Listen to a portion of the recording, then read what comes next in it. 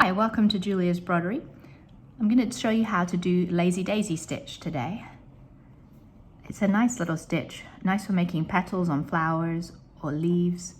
So you're going to come up through the fabric and then you're going to go back down. Sometimes it'll be right next to it if you want a tight one. In this one, we're going to go here to match the picture of the leaf.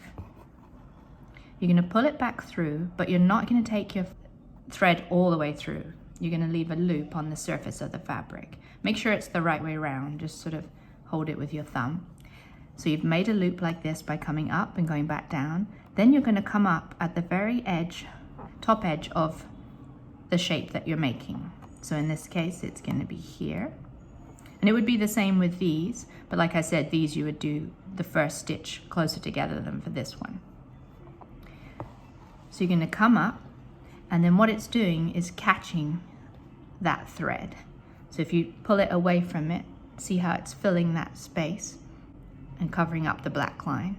That's your leaf. And then once you've have it laying flat by pulling it away from where you started, that'll make it lay flat. Then you're going to go back down right next to it, the little stitch you just made, to just catch it in place. And there we go. And then I'll show you another one. So you come up at the first part, and you, like I said, you can make them wide or you can make them narrow. And you're going to go back down,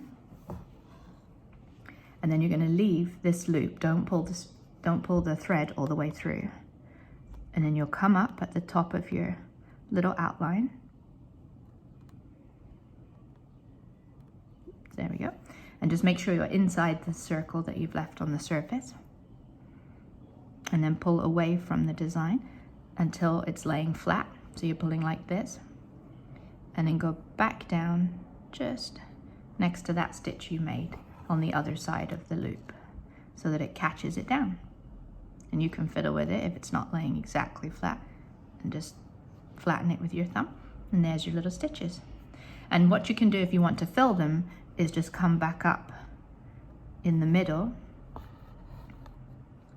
and then go back down right at the edge like that. And that fills the little Lazy Daisy. So you come up in the middle of it. So sometimes you want your petals to be filled and sometimes you want to leave them open. But if you do that, that fills it.